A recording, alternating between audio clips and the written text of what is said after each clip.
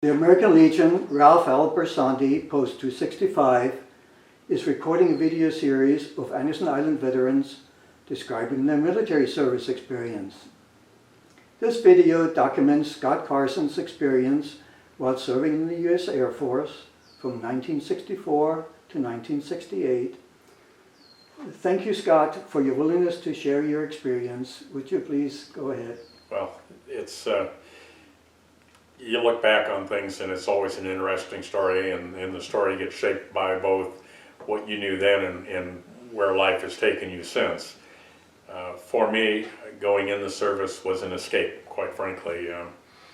I graduated from high school in June of 1964. Didn't have the grades to go on to college, and got myself a full-time job that summer and thought that would do for a while. And my dear folks, and I truly love my parents. They've both passed now, but I remember coming home in late 1964 and my mother saying to me, "Look, you've chosen a work career rather than going and getting an education, so we think it's only fair that you now pay us room and board because you are an employed human being." And the number she stated was a fairly aggressive number of my salary, about half. So I decided I'll show them, and the following Monday I went to the recruiter and enlisted. Wednesday of that week, I at dinner told my mother I wasn't going to pay room and board because I had enlisted. And she said, "Oh, so when do you ship?" And I said, "Friday, day after tomorrow." And she said, "How long did you enlist for?" And I remember at that moment saying, I didn't know there was a choice. I had enlisted in the Air Force, and it was a 4-year commitment. And it turned out to be, in my opinion, a changing point in my life. Like a great number of veterans that had enlisted at that point, there was a lot of talk and energy around the draft, and obviously there was a war going on. But it wasn't until 2 months later that the Tonkin Bay event took place, and it was then obvious we were really in a war, and it was going to affect my life and the lives of so many that I was going to come in contact with. But I was asked to also explain my connection here to the island, and I'd like to do that by saying there is a young lady that I truly thank for that, and that is the now deceased Lucy Stevenson. She and Ed had at the time a weekend home here on the island. I didn't realize that until we decided to buy here. We came and looked at property both over on the west side of the island, acreage, but it was so far off the road and so isolated, my wife was unimpressed. We drove to the south end of the island and looked at a piece of waterfront there, and her concern was, you know, we have grandkids, young kids and grandkids coming, and I'm afraid I wouldn't feel comfortable with them swimming or playing in Puget Sound. As we were leaving the island, we saw an open house sign and drove to this home. And as Linda walked in the front door, the windows opened against the lake, and she said, "This is the one." So we bought here. A week later, as they sent the escrow papers to my office, Lucy walked into my office and said, "Are you buying a home on Anderson Island?" And the rest is history. It's been a great experience. That's how I met folks like Thor and Rick Stevens, and all of them have been really an important part of our life since, even though we're part-timers. During the summer we are here probably 4 to 5 days a week, and now with the ferry situation maybe 6. But it's been a great place to raise family and a great place to raise grandkids, and all of them have been here their whole lives, and so it's been a great and important part of our life experience. What prompted me to join the service is what I mentioned previously. It was an escape rather than a well thought out strategic plan. But as I reflect on on the years I spent in the service and the people I met, I truly believe that became a life-changing, life-shaping experience that had a lot of impact on everything that has happened since. I'm an aviation guy. I've always loved aviation since really my earliest memories. My father was an Army Air Corps veteran. He flew B-17s during World War II. And starting in the late 40s, early 50s, he and a number of his veteran friends purchased military surplus sailplanes, and we would go to Arlington or Prosser or Wenatchee or Ephrata during the summers. I could hardly walk, and there's one picture of my brother and I suspect I was 2 or 3 years old, standing by the sailplane as they got ready to launch. And that just, it became part of my soul. I couldn't imagine doing anything other than be in the Air Force. I wanted to fly, and I knew I'd have a chance to fly helicopters in the Army, but it was just different. And so that was the choice I made at that time, and retrospectively it was a great choice. Like most veterans during that period, we had a number of bases we served at. I did obviously basic training at Lackland, advanced training in Denver, where the training was to become an armament specialist in the Air Force. My first full-time assignment was at McChord Air Force Base, working as an armament team member and then crew chief on F-106s. Phenomenal experience, and as I went back thinking about this interview, it seemed like I was at McChord for a long time.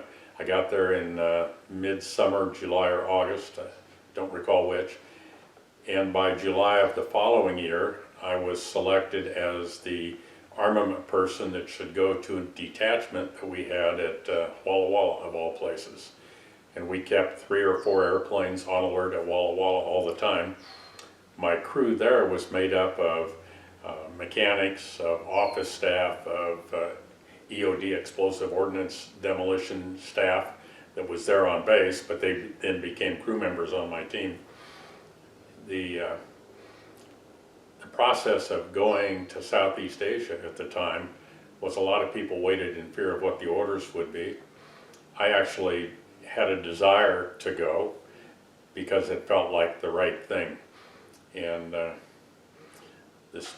I remember finally getting my orders, and I called home and told my mother I need my birth certificate. She said, why? And I said, well, I have orders to go to Southeast Asia.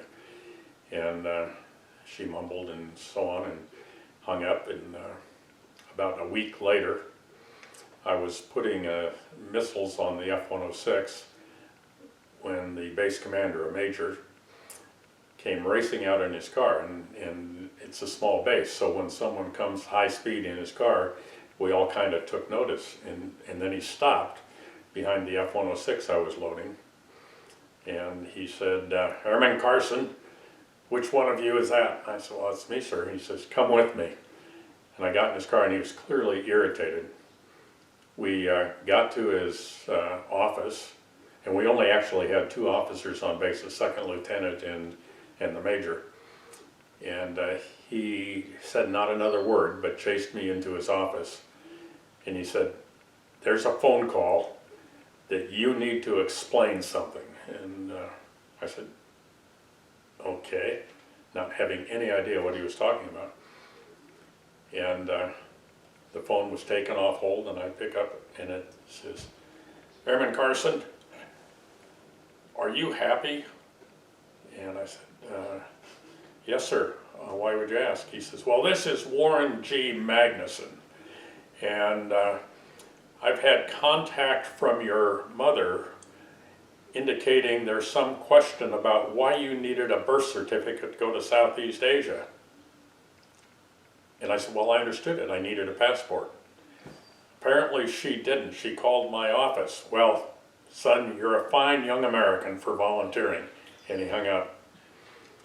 And Major Roop looked at me and said, if I ever see you again, it'll be the last time you see anyone. and I was dismissed from his office. Well, my assignment was to join a squadron of the 1st Air Commandos in what was then described as a secret base in Thailand. And the squadron changed its number and name a couple of times over the course of the year, plus I think I was there 13 months. The 609th Special Operations Squadron was a unit assigned to a base called Nakhon Phanom, Thailand, right on the miles away from the Mekong River north of the DMZ. And the aircraft, now keep in mind I'm coming from an F-106 squadron, the aircraft in the squadron were A-26s, at the time called B-26Ks, and the sister squadron, which I also worked with while I was there, was T-28s. The aircraft flew with no markings at the time, and in fact, they didn't, the airmen, the pilots and navigators, nor any of us on the base, we really didn't wear military symbols and makeup until probably halfway through 1967. But it was phenomenal to me, an aviation guy, to be all of a sudden around a World War II vintage aircraft that had served in World War II in Korea, and now the last 40 that had been modified just a year before were assigned to this group in Thailand. It was hard work. Every night we flew missions on the Ho Chi Minh Trail, but I learned some really important lessons in that experience, and a quick story about one of those lessons, and I believe to this day it was life-changing.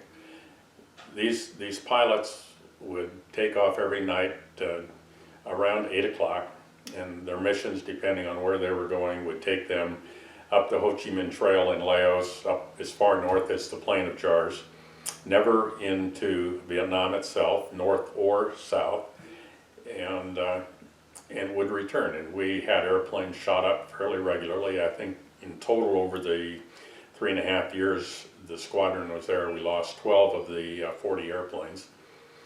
But one night we would load the airplanes with what the armament officer had approved for payloads for that particular mission.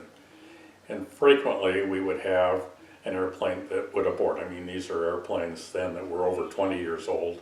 They were piston powered, not frankly very modern. And so we'd had a lot of aborts for various reasons. That night, we had an airplane that aborted an earlier mission that was loaded somewhat differently than the airplane next to it. The airplane next to it was piloted that night by a Captain Cruz, and he turned out to be a very inspirational part of my life then, and frankly until the present day. As he came out that night, his airplane was armed with, as I recall, rocket pods, of course flares, we always flew with flares at night, and napalm. But and I think it had frag bombs on the wings as well. But the bomb bay was empty. And we did the walkthrough, and I'd walk through with the captain, and he stuck his head into the bomb bay, and he said, "There's nothing here." And I said, "That was the orders we had tonight, sir." He said, "Well," I don't remember the name of the crew on the other airplane, "you know he aborted next door." And I said, "Yes." "And you know he has six 500-pound bombs in the bomb bay." And I said, "Yes, sir, I know that." And he said, "It seems a pity to leave those bombs there when I have an empty bomb bay." And I explained that the orders I had when I came on that night were the payload he had. And he said, "Okay." He said, "If I flew tonight and lost, if I was lost, would it be because I didn't have enough ordnance in the bomb bay?" And I said, "Well, you know, those were the orders I had, sir." He said, "So, son," I was an airman first class, I think, at the time. He said, "If I gave you an order, would you follow it?" And I said, "Sir, of course I would." He said, "So why don't you take the bombs off that airplane's bomb bay and put them in mine? So we thought for a minute, and I recognized the logic in his thoughts and told my crew we were going to move some bombs, which we did. Well, the next evening, I report to work, and as we're getting our orders to load the various airplanes, the armament officer, who I'd never met before, came out onto the ramp, and he confronted me. And he said, what happened to those bombs last night? He said, we downloaded this morning and it was short some bombs. And I said, well, sir, I had orders last night to move those. And he said, from me? And I said, no, sir, it was from Captain Cruz. And I could see the handwriting on the wall at that point. I'm going to get wrung out on this, and Captain Cruz escapes. And you know, you kind of go through this cycle where you're grumbling and thinking about, well, that won't be fair, blah, blah, blah. And I turn around, and Captain Cruz comes out in one of the armament trucks, and he gets out and he said, so how's everything going tonight, Airman? And I said, well, I'm dealing with the armament officer right now. He said, no, you're not, I am. And he walked over and told the armament officer, I gave this young man a lawful order last night, so get off his back. And all of a sudden I realized I wasn't just an enlisted guy, I was a human being that had value to people that I worked with and for. And that, for me, was a life-changing moment. The end of the story, I thought, was about a month after I rotated back. Carlos and his navigator and a crew chief that was riding with him were shot down over Laos and left missing. His body was eventually found years later. He was promoted to major for having flown the mission. And the profound sense of loss you have when you've connected with someone at that level is amazing. So much so that when we did the Vietnam Air Memorial at the Museum of Flight, probably 6 years ago now, there is a plaque on that wall for Major Carlos Cruz, who I considered a friend and a colleague, and who shared with me important life-shaping moments. And that will forever remain with me. So that probably is the most memorable event from my experience. When I rotated back to the States, I was stationed at Davis-Monthan, a training squadron. We would arm the airplanes every night, and they would fly to the Yuma range and do their training down there. And I guess that's maybe one other life-changing moment that I had in my military experience.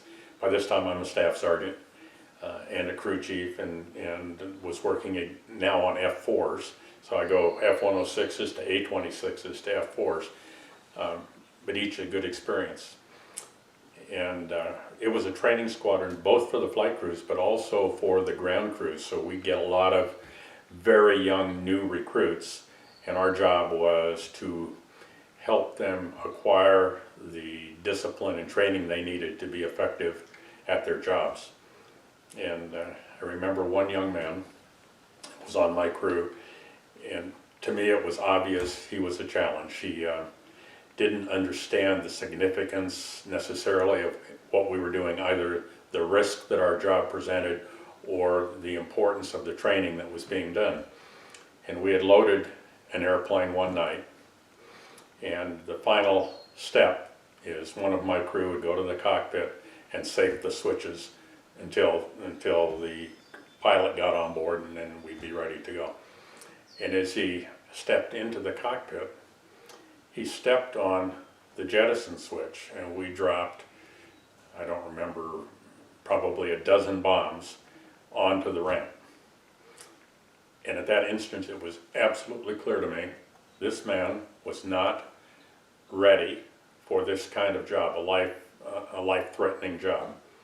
And I marched him into the armament office, and I told the armament officer that he needed to be reassigned, that this was too dangerous for him to be on the ramp, he would hurt someone.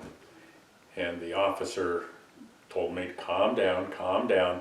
This is your job to train these guys. And I said, my job is to identify those that are appropriate for this role and to train them, but also to identify those that need a different MO because this is a dangerous operation for them. And he said, so what's the big deal? And I said, well, sir, come with me and look down the ramp and tell me if you see anything out of place. And he walked to the door with me and he said, well, I see the light unit down at the airplane we're arming for tonight. I said, look underneath it. And he said, what is that? I said, that's all the bombs that were on the airplane when this guy made a mistake. Those mistakes can be fatal to us. So I got the calm down lecture again. Fortunately, this man was transferred. But I couldn't believe, having known Carlos Cruz, now knowing this guy and how detached he was from reality. The next week, and well, I need to finish this story first. This guy was so proud of being an armament officer, he would bring his lunch to work in a 50 caliber ammo can. He thought that was really cool. So the next week, a colleague and I decided it would be good to help him understand there are risks in what we do. And so we cornered and trapped a road runner. And we put the road runner in a 50 caliber ammo can and replaced his lunchbox with this one. And when he opened it that night, he was extremely surprised, shocked, and fearful, I suspect, as his road runner leapt out of the ammo can and flew all over the armament shop before it found a way out. It seemed like an appropriate lesson for him, probably incredibly inappropriate for us to do that. But nonetheless, it was part of another experience that changed and shaped the way I thought about the military experience and life. So probably those two events and those two people were critical to how I felt about the overall military experience. We're asked to talk about family support and service, and I think it's probably different for everyone. As I said, my father had been in the Air Force. I'm one of 6 kids. For the first 3 or 4 months that we were overseas, I think the family did a good job of staying in touch. After that, it became more problematic, and while at the time I probably felt bad about that, it also built independence in me that I think was important to the balance of my life to this point. It helped me deal with things by myself. It helped me understand that there are other aspects of life that can get in the way. As it turns out, my mother had been diagnosed with cancer, and this was in the months leading up to it. She became a lot more isolated, and because of that, the correspondence dropped off. But